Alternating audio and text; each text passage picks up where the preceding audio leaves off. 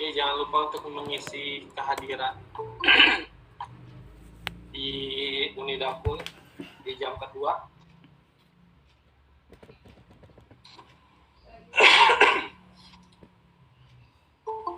Dan di Google Chat-nya ya, atau di Google Meet-nya ya kalau chat. Oke, baik, sudah saya share. Kemudian tentunya kita responsi dengan SPSS, menggunakan SPSS untuk uji lanjut Duncan dan baik, ini saya sudah input ya, biar tidak terlalu lama sudah saya input. Saya pikir sudah kita praktekkan sebelumnya menginputnya ya, silakan latihan terus untuk kawan-kawannya. Lalu kemudian kita punya perlakuan ABCDE ya. Jadi tadi saya sedang utak-atik ya, ABCDE berarti dia string ya, kita ganti dengan string. Ya, kita ganti dengan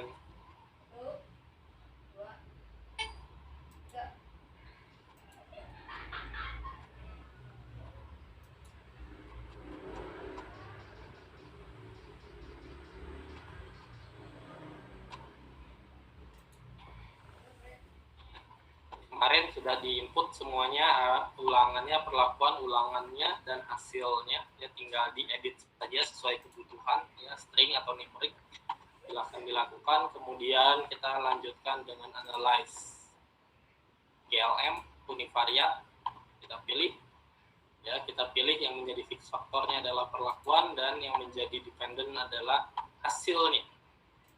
Lalu kita modelnya karena satu faktoral tidak usah kita lakukan, boleh. Lalu post-hoc-nya ini yang kita butuhkan, kita pindahkan, kita klik dan can.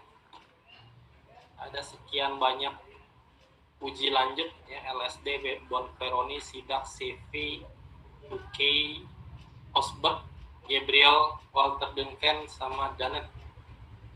Tapi kita tidak hanya memilih yang Duncan, hanya memilih yang Duncan, lalu kita continue.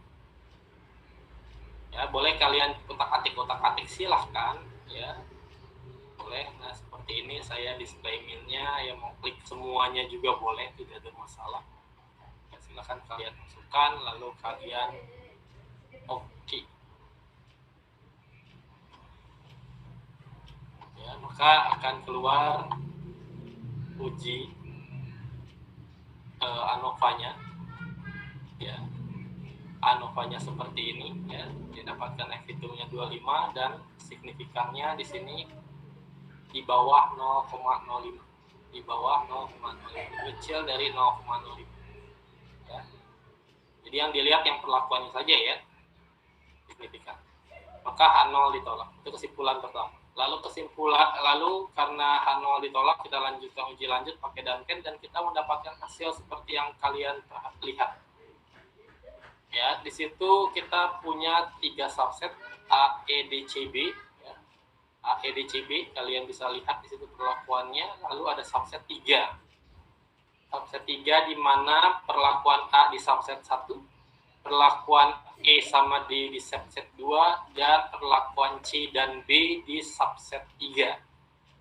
Ya, jadi kita bisa ngambil kesimpulan bahwa B sama C tidak beda nyata, D sama E subset 2 tidak beda nyata, dan A ini tersendiri di subset pertama. Jadi bisa kita sandikan atau simbolkan, B itu adalah A kecil, C itu adalah A kecil, D itu B kecil, E itu B kecil, dan perlakuan A besar adalah C kecil. Sederhana ya, mudah sekali dibandingkan dengan menghitung secara manual. Ada pertanyaan sampai sini?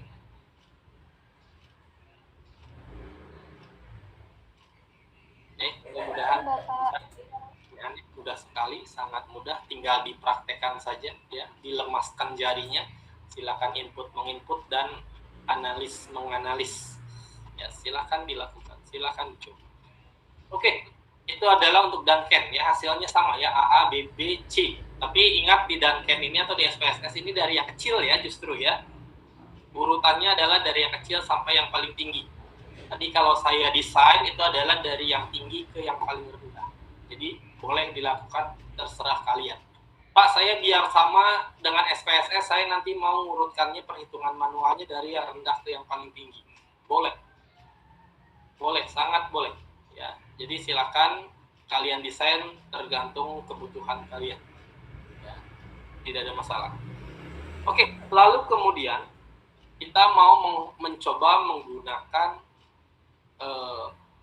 kontras. Ya. Kita mau mencoba atau menggunakan kontras. Pak, kalau yang kontras gimana? Oke, kita balik lagi ke lembar kerjanya. Ya. Jadi kita sudah punya, ya, tapi memang di dalam kontras ini harus berupa angka semuanya ya dalam pengerjaannya. Walaupun sebenarnya ada teknik bisa kita utak-atik dari A menjadi angka atau huruf menjadi angka menjadi huruf. Ya. Ini adalah lambangnya. Tapi bagi saya ini harus dipelajari, silakan boleh kalian klik. Tapi bagi saya sederhananya ya sudah kita ganti saja A-nya menjadi angka. Ya, saya katakan bahwa di dalam untuk menguji lanjut kontras harus dalam angka. Kenapa? Oke, kita buktikan. Kita pilih analyze. Di dalam kontras kita pilihnya yang compare means. Ya. Compare means kita masukkan one way ANOVA paling bawah, yang paling bawah. Ya, ini adalah untuk kontras. Mohon dicatat ya karena agak berbeda. Kita klik. Ya. Kalau kita perhatikan ya, di dalam box yang keluar atau yang muncul hanya ada ulangan hasil. Perlakuannya tidak ada.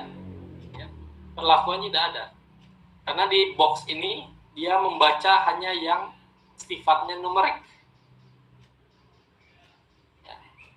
Jadi sebenarnya tapi bisa kita akali ya, tidak ada masalah. Ya. Jadi ini tidak muncul kalau perlakuannya kita set dalam string. Harus dalam numerik. Oke, sekarang kita tutup. Kalau begitu A, ya udah. Kalau begitu A kita simbolkan satu saja. Ya, A itu 1, B itu 2, E itu 3, E itu 4, dan E itu 5. Tapi jangan lupa kita ganti dari string di variable view-nya, perhatikan itu numerik.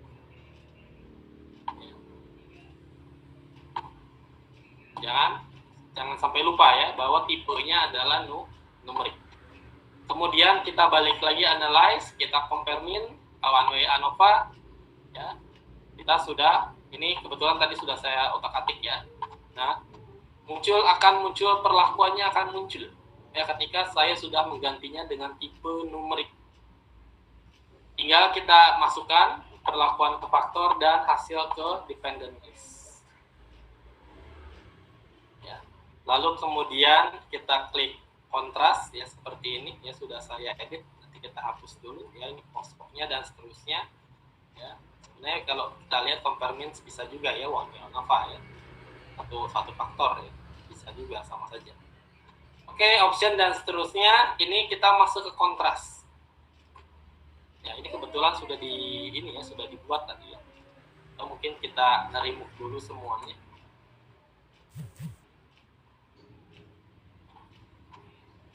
Biar kalian paham.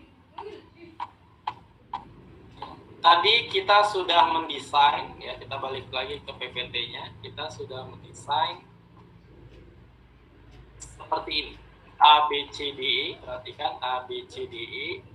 Itu yang ingin kita bandingkan adalah A versus B, C, D, E dan seterusnya. Jadi memang harus kita desain dulu. Biar kita nanti pada saat menginput koefisiennya paham. Saya sudah punya 4 pembanding A versus B, C, D, E, A, B, C versus D, E, B versus C, dan D versus E dengan posisi A, B, C, D, E 1, 2, 3, 4, 5. Jadi saya sudah ganti dengan angka ya. 1, 2, 3, 4, 5. Perhatikan layar. Maka sekarang saya yang pertama adalah A versus B, C, D, E. Saya punya si A ini 4, kita add-kan. Lalu yang lainnya min 1, kita input add. Kita input min 1 lagi add. Kita input min 1 lagi add. Dan kita input lagi min 1 add. Jadi ada A, B, C, D, E, A4, B min 1, C min 1, D min 1, E min 1. Sudah selesai, kita masuk ke next. Ada pilihan next. Ini tadi saya sudah input. Oke, saya remove dulu. Lalu selanjutnya tadi versus saya adalah BC versus DE yang kedua. Ya, BC versus DE, di mana A-nya 0, karena tidak dimasukkan dalam versusnya. Berarti kita yang pertama adalah set 0.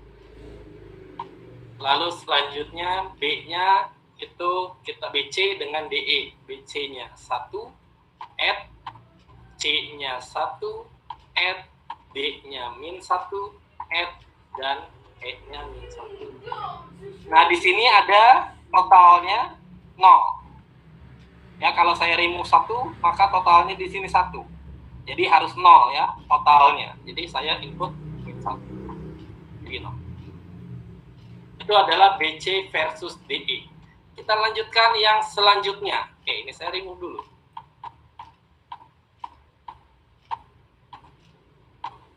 B versus C. Ya, ini kalau kita balik lagi. B versus C. Yang ketiga. Ya. 1 dan min 1, B sama C. Perhatikan posisinya. Yang pertama A, add 0. B, 1, add. C, min 1, add. D, 0, E, 0. Ya, mudah-mudahan bisa dipahami. Lalu kemudian next. Nah, ini saya remove dulu. Tadi saya kotak-atik sebelumnya. Yang terakhir adalah D sama E. D1, E min 1. Yang lain 0. Berarti A-nya 0, add. B-nya 0, add. C-nya 0, add. D-nya 1, add. Dan E-nya min 1. Add. Ada pertanyaan? Kalau sudah, voting. Ya, ini option, ya boleh kalian otak-atik. Nah, saya mau deskriptifnya, homogeneity-nya, ya dan seterusnya sesuai kebutuhan. Ya, silahkan. Nah, ya saya tambahkan sedikit. Lalu kita oke. Maka kita mendapatkan tabel seperti yang kalian bisa lihat. Ini deskriptif ya, ini tambahan saja. Ini deskriptif. Tapi yang kita mau lihat adalah sebenarnya yang kontras koefisiennya. Ini ANOVA-nya ya, hasilnya sama ya. Kontras koefisiennya. Ya. A, B, C, D, E perbandingan 1, perbandingan 2, ya perbandingan 1 A versus B, C, D, E, 2 B, C versus D, E, 3 D versus C, 4 D versus E. Ya, kalian sudah bisa melihat.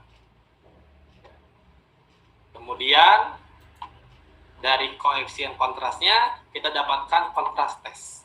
Yang kita pakai ya itu kita asumsikan bahwa variansnya equal. Jadi kita cukup yang atasnya saja. Perhatikan kursor saya. Perhatikan kursor saya, bagian yang atas saja yang assume equal variance. Ini yang kita pakai. Ya. Di mana perbandingan 1, perhatikan, perbandingan 1 kurang dari 0,05. Bedanya nyata. Perbandingan 2 di bawah 0,05. Beda nyata lagi, kurang dari 0,05. Ya. Beda nyata. Perbandingan ketiga lebih dari 0,05. Tidak beda nyata. dan perbandingan keempat tidak beda nyata lebih dari 0,0. Jadi kalau begitu, yang perbandingan pertama A versus B, C, D, E, dia beda nyata. Tadi sudah dijelaskan di perhitungan manual. Lalu perbandingan kedua, B, C versus D, E, beda nyata. Sudah juga tadi interpretasinya dibahas sebelum. Perbandingan 3, tidak beda nyata. Interpretasinya tadi juga sudah dijelaskan sebelumnya. Dan perbandingan 4, D versus E, ya tadi B versus C ya, yang 3, yang 4 adalah D versus E, juga tidak beda nyata. Tadi sudah dijelaskan dalam perhitungan secara matematika. Jadi kita mendapatkan hasil yang sama antara perhitungan manual dengan perhitungan SPS. Baik, cukup ya, tidak nyampe 20 menit. Ada pertanyaan?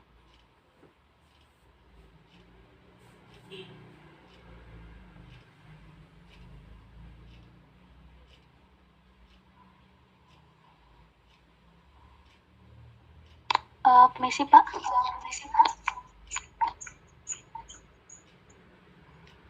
Izin bertanya. Tadi yang hasil itu pakai yang atas ya Pak? Yang bagaimana? Yang hasil assume pakai equalnya itu Pak? Ya, kita pakai yang atas. Yang bawah, kenapa pakai yang atas ya Pak? Yang bawahnya itu apa? Oke. Ya ini bagus yang Mas kritis, kenapa nggak yang bawah ya. Jadi ini sebenarnya tergantung asumsinya ya. Kalian mau menggunakan asumsi bahwa variansnya berbeda, boleh ya. Mau menggunakan assume, jadi assume ini kan asumsi. Tapi yang sering dipakai di dalam penggunaan kontras adalah yang atas, yang assume. Jadi kita diasumsikan bahwa variance-nya equal. Kalau ditanya lagi kenapa Pak, ya nanti kita belajar ke jurusan statistik. Kalau kalian memang masih ikut ya, kita nanti bisa belajar atau berilmu atau mencari ilmu ke ahli ya, yang lebih ahli dalam statistik. Kenapa penggunaannya adalah yang assume equal variance. Kalau saya lebih ke praktisi ya, mempraktik ya, praktisnya saya termasuk praktisi ya, dalam artian terkait dengan aplikasi saya sebagai teknologi pangan saja. Jadi memang saya tidak perlu terlalu membutuhkan alasannya ya, alasan detailnya itu kenapa pakai ini, kenapa pakai itu ya, sama seperti halnya kenapa Pak pakai Duncan ya. Jadi boleh saja pakai BNT, BNJ, Duncan, Danet, dan seterusnya ya, tapi saya menggunakan Duncan. Yang pertama kalau saya jawab itu adalah keumuman di dalam proses kaidah atau analisis statistik di dalam rumpun teknologi pangan. Itu yang bisa saya jawab, karena memang saya tidak terlalu memfokuskan diri alasan detailnya kenapa Pak pakai yang dan seperti itulah kurang lebih ya. Jadi kalau misalnya tetap menanya kenapa Pak nggak pakai yang doesn't assume atau yang assume, apa bedanya, maka saya jawab kita harus belajar juga ke orang yang lebih paham statistik. Tapi di dalam penggunaannya kita menggunakan keumuman yang ada. Yang sering dipakai adalah asumsi yang atas, equal variance. Asumsi equal variance, keragamannya sama. Jadi keragamannya sama ini berarti homogen ya. Homogen, equal variance, ragamnya sama ya. Jadi dianggap homogen. Tapi kenapa seperti ini di-split bagi dua, saya pun tidak tahu. Kita harus bertanya kepada yang lebih. Kurang lebih jawabannya seperti itu ya. Oke, ada yang lain terkait teknisnya mungkin?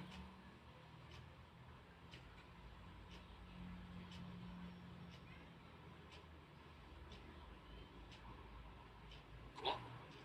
Jadi di dalam penggunaan perhitungan manual pun kita banyak yang kita skip ya, karena kita memang tidak fokus bagaimana perhitungan atau rumus itu didapat. Nah, itu bahasanya seperti itu. Karena memang kita tidak fokus ke situ, tidak fokus kenapa rumusnya seperti ini, rumus JK seperti ini, rumus JKT, rumus nilai kritis seperti ini, nilai kritis BNJ begini dan seterusnya, itu tidak kita pertanyakan karena kita lebih menggunakan sebagai pengguna rumusnya saja. Ya, seperti itu kurang lebih. Ya, okay. Ada yang lain yang ingin bertanya tentang kontras? Tadi saya sudah sampaikan bahwa kontras ini belum pernah saya keluarkan di ujian. Belum pernah saya keluarkan di ujian. Mungkin ya kalian menjadi yang pertama untuk mengerjakan uji lanjut dengan enggak, silakan. Enggak.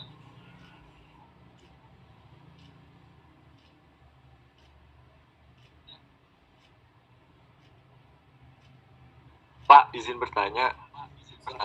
Kalau yang SPSS itu yang LSD sama Duncan itu boleh digabung nggak, Pak? Lampiran SPSS-nya. Sama Tuki. Sama BNJ sama semuanya. Iya, Pak. Ya, jadi sekali klik semua. Iya, Pak. Ya, memang begitu. Itulah kemudahan SPSS ya. Walaupun tetap nanti kalau dalam riset atau penelitian kalian cukup satu uji lanjut. Pak, saya nanti penelitian saya mau BNT, BNJ, Duncan, Danet, kontras sekaligus, Pak. Boleh nggak? Ya buat apa? Ya. Kalau dalam mengerjakan tugas ya sekaligus ya, makanya PR-nya digabung. Ya, itu alasan saya kenapa PR-nya tidak dikumpulkan kemarin, digabung dengan yang sekarang. Biar kalian ngerjakannya sekali jalan. Begitu. Plus yang kontras. Ya, kurang lebih seperti itu. Nah, kontras tadi ada PR-nya sendiri ya, silakan dicoba. Nanti untuk yang Duncan, silakan coba dengan soal-soal yang sama sebelum. Oke, ada lagi yang bertanya?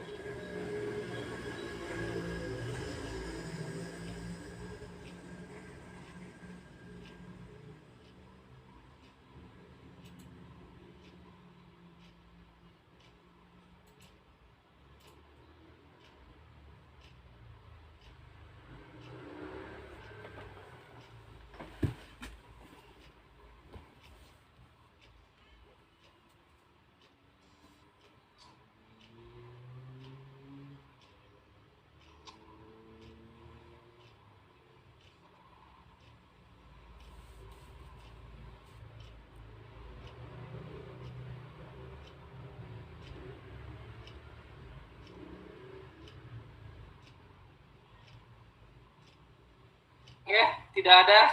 Baik, kalau tidak ada jangan lupa untuk absennya, silakan di kolom chat dan di Unidakul, jangan sampai lupa, jangan sampai terlewat.